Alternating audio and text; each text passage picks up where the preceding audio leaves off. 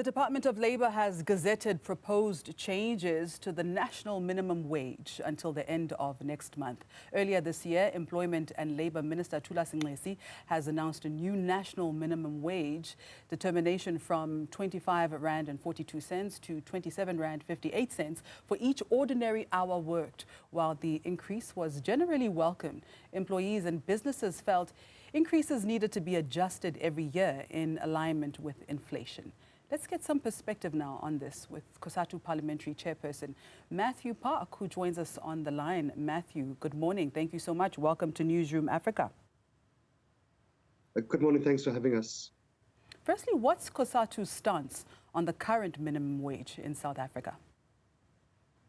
Cosatu has long supported minimum wage. We had driven it for many years, and we were quite pleased that we managed to get it put into effect in 2019. Yes, we had to compromise in the beginning at the appropriate level, but it was still quite a progressive level of 20 Rand an hour overall. And of course, farm and domestic workers were pegged at a lower rate. Since that time, we've seen it significantly increase. Each year we managed to negotiate and to ensure we achieved not just an increase in line with inflation, but above inflation.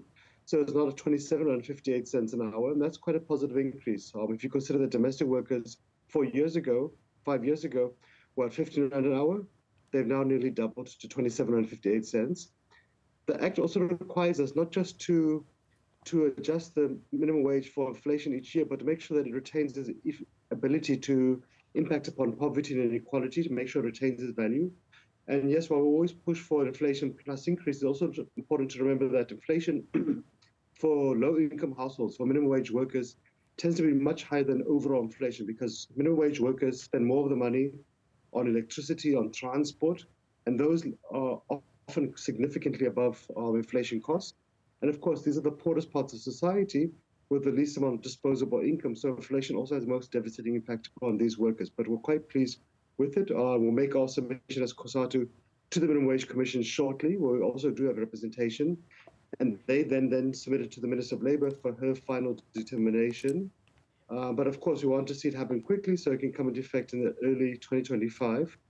I think for us, the biggest challenge is to see how to improve compliance because we've achieved these positive increases, but we do often see some employers, especially in vulnerable sectors like agriculture, employers of domestic workers, hospitality and so forth, construction, often ignoring the law. And that's a challenge we need to tackle much more aggressively as Labour, also with the support of the Department of Labour as well.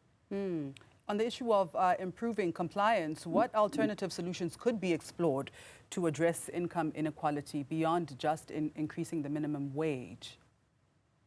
Yeah, well, I think the first thing is to improve compliance itself with the law, because we want people to comply with the laws. And we know that with all laws, even criminal laws, you always have the issue of compliance. So you've got to make sure you improve the capacity of the department, have more labour inspectors.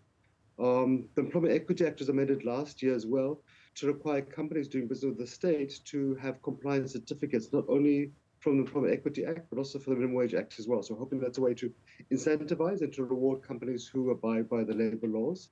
We need to have more joint inspections with the Department of Labour as organised labour too, and to name and shame those companies who misbehave and so forth, and also for those workers to blow the whistle, to report them to the Department of Labour, which can then issue compliance orders too. Of course, equally true that even the minimum wage itself, even if it's 100% enforced, is not a living wage. So we also have to see how to push companies, how to nudge them to pay workers at above minimum wage levels, because we don't want to just simply sit at the absolute bottom, which the minimum wage is meant to be by its nature. We also need to see how can we enforce the social wage too. The government subsidizes workers, and that includes, for example, subsidizing PRAS or Metro Rail, so workers have affordable transport in the cities. Seeing how can we subsidize public transport, be it buses or we would hope also taxis too. Reinforcing issues like national health insurance, comprehensive social security, access to NSFAS, to public housing. So they've got a whole basket of social wage interventions that government puts in place under the ANC to try to assist workers, working class families. And of course, also the other critical thing is government can do all of these things, but we also have to make sure we grow the economy. Because even those workers who have jobs, they have to support about 7 relatives who are unemployed. So the more jobs we can create, the less pressure there is on the individual worker, and the more we can ensure that families as well have greater income at their disposal. But it also means companies too have got to support a living wage. They can't simply have a scenario where many employees in the private sector pay the CEOs a fortune. If you look at the mining sector, we have a company CEO making 300 million rand a year, yet mine workers are forced to fight for 150 extra a month. We have a similar scenario in the banking sector, the financial, the insurance, the retail sector, and so forth, where employers pay themselves R1 million every other day, and a cashier there would be lucky to make that in a decade. So we need to have a better conversation. There is some legislation the president will sign shortly, was signed recently, the Companies Owned Act, which requires companies to disclose the gap between what they pay themselves and what they pay the workers at the bottom. So hoping that also will shift the culture as well for employers too to be named and ashamed and to be nice to paying a better living wage, and also to reduce what often is an apartheid wage gap in the private